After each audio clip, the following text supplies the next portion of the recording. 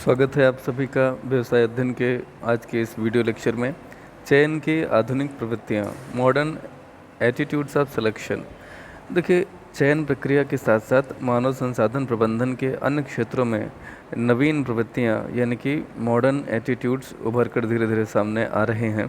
चयन संबंधी कुछ प्रमुख आधुनिक प्रवृत्तियों को हम जानेंगे। पहला है निमंत्रण द्वारा चयन। देखिए, विभिन्न संगठन जो होते हैं उनके प्रबंधकों द्वारा या प्रबंधनों द्वारा प्रतिस्पर्धी संगठनों के महत्वपूर्ण जो अधिशासी हैं यानी कि एग्जीक्यूटिव ऑफिसर्स और प्रबंधक यानी कि मैनेजर्स, इनके कार्य निष्पादन का निरंतर अवलोकन किया जाता है। यानी कि इनका परफॉर्मेंस इवैल्यूएशन निरंतर किया जाता है, अध्ययन किया जाता है इनके परफॉर्मेंस इवैल्यूएशन का। यदि इन अधिशासियों और प्रबंधकों का कार्य निष्पादन उत्कृष्ट होता है तो प्रबंधन आकर्षक वेतन और हित लाभों की पेशकश करने के द्वारा ऐसे अधिशासियों और प्रबंधकों को अपने संगठन में कार्य करने के लिए आमंत्रित कर लेता है। मतलब यह है कि अलग अलग संगठनों में उत्कृष्ट प्रदर्शन करने वाले बड़े अधिशासी अधिकारियों या प्रबंधकों को उनके परफॉर्मेंस के आधार पर आप इनवाइट करते हैं कि आप हमारे यहाँ आ जाइए, हमारी कंपनी में काम करिए, तो हम आपको जहाँ आप काम कर रहे हैं वहाँ के वेतन से और अन्य अन्य सुविधाएं हम देंगे, काफ़ी ज़्यादा देंगे।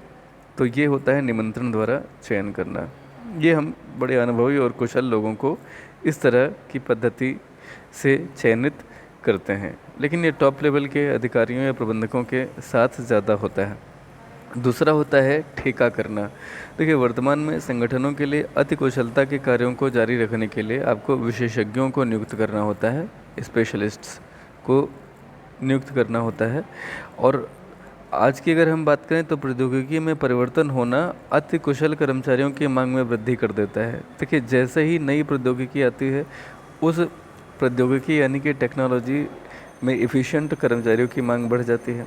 छोटे संगठनों के लिए बहुत कठिन होता है कि वो अति कुशल कर्मचारियों को नियुक्त कर पाएँ, क्योंकि वे उच्च वेतन की मांग कर रहे होते हैं। तो ये जो परामर्शदात्री संगठन हैं ये प्रधान सेवायोजक होते हैं। आवश्यकता ग्रस्त संगठन कर्मचारियों के समूह में से स्वयं के लिए अपेक्षित कर्मचारियों को ठेके पर ये प्राप्त कर लेते हैं। इसका मतलब क्या है कि आप एक परामर्शदात्री संगठन के तौर पे, यानी कि कह लीजिए कि इसे हम बोलते हैं ना कि एम्प्लॉयमेंट एजेंसी टाइप की कुछ फर्म्स होती हैं जो आवश्यकताग्रस्त जो संगठन हैं या जो कर्मचारियों के समूह हैं, इनमें से अपने लिए अपेक्षित कर्मचारियों को ये पहले कॉन्ट्रैक्ट इनसे कर लेते हैं और परामर्शदात्री संगठनों को आपसी सहमत पर आधारित धनराशि का भुगतान करने के बाद परामर्शदात्री संगठन ही कर्मचारियों के वेतन का भुगतान कर रहे होंगे। इसका मैं एक उदाहरण दे देता हूँ, उदाहरण से आप समझ जाएंगे। जैसे हमारा एक विद्यालय है, विद्यालय के गेट पे हमें एक सुरक्षाकर्मी चाहिए, गार्ड चाहिए। अब उस गार्ड को हम विद्यालय के स्तर पर वैकेंसी निकाल करके अपॉइंट करें ना, तो इसमें हमें उसकी ट्रेनिंग पर जो कुछ करना पड़ेगा वो सब हमारे बस का नहीं है।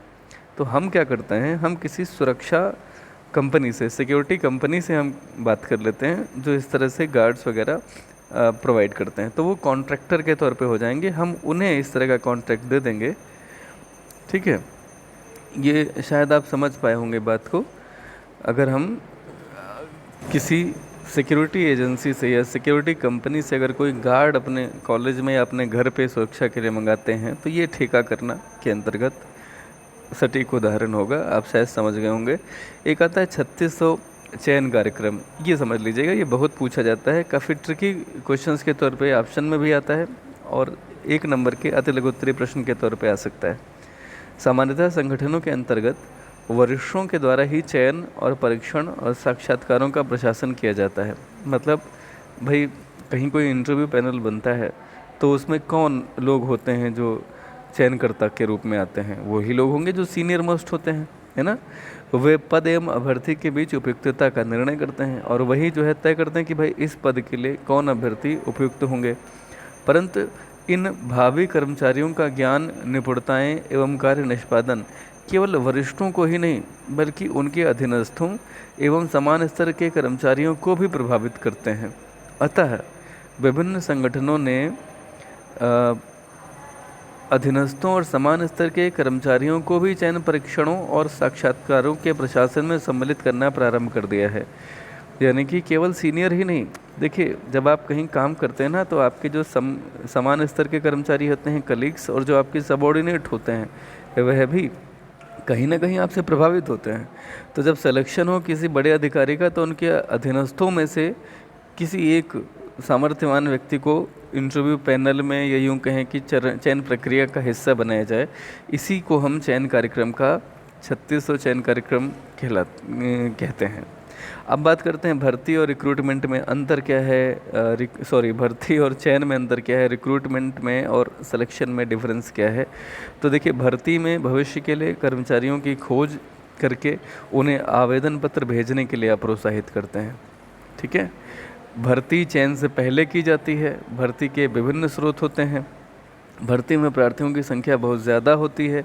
यह एक सकारात्मक प्रक्रिया है। आप जितने लोगों तक अप्रोच कर पाते हैं, सबको आप आमंत्रित कर लेते हैं, सभी आवेदन भी कर पाते हैं। भर्ती एक साधन है। किस तरह का साधन? ये एक साधन है जिसके ज़रिए आप इकट्ठा कर पाते हैं उन लोगों को कांटेक्ट कर पाते हैं और मोटिवेट कर पाते हैं जिनकी आपको ज़रूरत है। चयन में क्या है? देखिए, चयन में प्रार्थियों को 2 भागों में बांटते हैं। एक वे जो सेलेक्ट हुए हैं, दूसरे जो रिजेक्ट हुए हैं, अयोग्य घोषित हो गए हैं। दूसरा, चयन भर्ती के बाद होता है, सेकेंड स्टेप है। चयन के एक निश्चित प्रक्रिया है। इस प्रक्रिया को पूरा करने के बाद ही कोई व्यक्ति सिलेक्शन पा सकता है। चयन में प्रार्थियों की संख्या भर्ती से बहुत कम होती है। ये एक नकारात्मक प्रक्रिया इसलिए कही जाती है क्योंकि इसमें जितने भी लोग अप्लाई करते हैं, उनमें से आपको कुछ का चयन करना है और ज़्यादातर को आपको रिजेक्ट कर देना है। तो रिजेक्शंस का प्रतिशत ज़्यादा होने के कारण ये एक नेगेटिव एक्टिविटी प्रोसेस कही जाती है। चयन एक साध्य है। चयन साध्य है। देखिए, रिक्रूटमेंट एक साधन था, किसका? चयन का। चयन करने का साधन है रिक्रूटमेंट, और चयन स्वयं में साध्य है। मतलब यही हमारा एक्सपेक्टेड लक्ष्य था, यही मंजिल थी कि हम किसी योग्य व्यक्ति को किसी पद विशेष के लिए चयनित कर लें। अब जब आपने चयन कर लिया है, तो अब आप उस व्यक्ति को कार्य पर नियुक्ति देंगे। इसे प्लेसमेंट कहा जाता है। ठीक है, देखिए, नियुक्तिकरण, स्टाफिंग एक पूरी प्रक्रिया है जिसमें पहला स्टेप रिक्रूटमेंट था, दूसरा स्टेप सिलेक्शन था, और तीसरा स्टेप है कार्य पर नियुक्ति। देखिए, चयन प्रक्रिया के माध्यम से जब अभ्यर्थी का अंतिम रूप से चयन हो जाता है, तब हम उसे नियुक्ति आदेश पत्र दे देते हैं, और आगामी चरण क्या होगा, उसको हम कार्य पर नियुक्ति दे देते हैं, यानी प्लेसमेंट दे देते हैं। जब नवनियुक्त कर्मचारी कार्य करने के लिए उपस्थित होता है, तो संगठन को उसे उस कार्य पर जिसके लिए उसका चयन किया गया है, उसे नियुक्त करना होता है। सही कार्यों पर नवनियुक्त कर्मचारियों को स्थापित करना ही कार्य नियुक्ति यानी कि वर्क प्लेसमेंट कहलाता है। इसमें पॉल पिगर्स और चार्ल्स ए मेयर्स का कहना है कि कार्य पर नियुक्ति से आशय क्या है? चयनित अभ्यर्थी को सौंपे जाने वाले कार्य पर निर्धारण करना, ठीक है, और उसे वह कार्य सौंप देना। तो कार्य पर नियुक्ति का उत्तरदायित्व किसका होगा? विभाग के अध्यक्ष का। जो डिपार्टमेंटल हेड होगा, वही अपने विभाग में किसी कर्मचारी को कार्य की नियुक्ति देगा। जिसके विभाग में भी नई कर्मचारी की नियुक्ति होगी, वही विभागाध्यक्ष।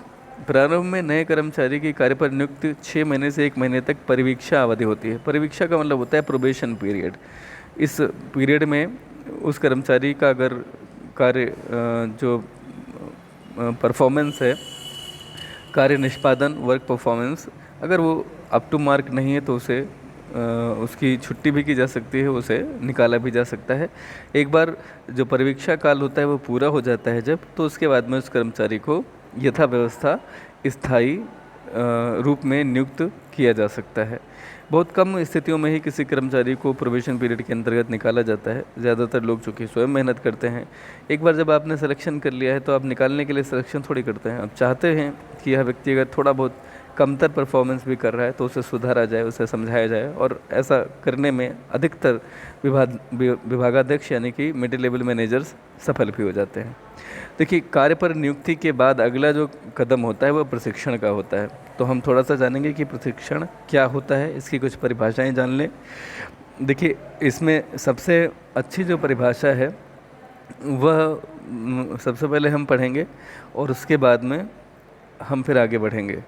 देखिए जो पहली परिभाषा है वह है आसान परिभाषा के तौर पे वो है डेल एच बीच की परिभाषा। डेल एस बीच, प्रशिक्षण एक ऐसी संगठित कार्यविधि है जिसके द्वारा लोग किसी निश्चित उद्देश्य के लिए ज़रूरी ज्ञान और कौशल सीखते हैं। नॉलेज एंड इफ़िशियंसी, कौशल माने स्किल होता है, वैसे नॉलेज और स्किल जो है किसी ज़रूरी उद्देश्य के लिए जो ज़रूरी है, ऐसा नॉलेज और ऐसी स्किल्स ग्रहण करना ही प्रशिक्षण होता है। एक और अच्छी परिभाषा है और वह परिभाषा है माइकल जे जूसियस की। माइकल जे जूसियस क्या कहते हैं, प्रशिक्षण एक ऐसी प्रक्रिया है जिसके द्वारा विभिन्न प्रक्रिया है, देखिए कोई एक्टिविटी नहीं है, प्रोसेस है जिसमें सेट ऑफ एक्टिविटी कह सकते हैं, कई सारी एक्टिविटीज़ आएंगी इसमें, उसे हम प्रोसेस बोलेंगे। विभिन्न कार्यों के संपादन यानी कि उनको पूरा करने के लिए कर्मचारियों की अभिवृत्तियाँ यानी कि एप्टीट्यूड, निपुणताओं यानी इफ़िशियंसी, योग्यताओं यानी कि एबिलिटी में अभिवृद्धि की जाती है यानी कि इन्हेंसमेंट किया जाता है। तो ये दो परिभाषाएं आप अच्छे से तैयार कर लें। हम किसी भी व्यक्ति के व्यवहार में परिवर्तन के लिए कुछ कार्य करते हैं जब, तो इसे प्रशिक्षण कहा जाता है। व्यवहार में यह परिवर्तन कैसा होना चाहिए, किसी विशिष्ट कार्य को विशिष्ट ढंग से करने की कला सिखाने वाला हो, ज्ञान सिखाने वाला हो या कौशल संबंधी शिक्षा देने वाला हो, इसी को हम प्रशिक्षण कहेंगे। ठीक है। प्रशिक्षण की विशेषताएं इन्हीं परिभाषाओं के आधार पर।